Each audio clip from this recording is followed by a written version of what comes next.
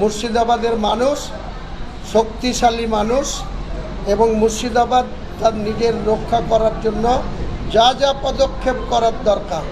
আর এখানকার দুজন বিধায়ক আছে বিজেপির এবং ইংলিশ বাজারের বিধায়িকা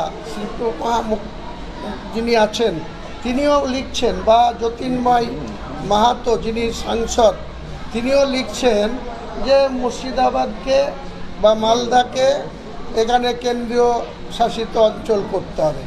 তো আমি কেন্দ্র সরকারের কাছে প্রশ্ন রাখছি, এসব বিজেপির নেতাদের কাছে প্রশ্ন রাখছি যে আপনারা মণিপুরটাকে আগে সামলান। মণিপুরের যে উচ্ছৃঙ্খল পরিবেশ পরিস্থিতি হয়ে আছে, প্রতিদিন মানুষের স্বাভাবিক জীবনযাত্রা ধাক্কা খাচ্ছে, নিহত হচ্ছে, মানুষ স্বাভাবিকভাবে জীবনযাপন করতে পারছে না, সেটা তো কেন্দ্র সরকারের অন্তর্ভুক্তে আছে। কেন্দ্র সরকারের একটা আন্ডারে একটা রাজ্য, তো সেটাকে আগে সুস্থ করুন, তারপরে মুর্শিদাবাদ মালদা নিয়ে আপনারা ভাববেন।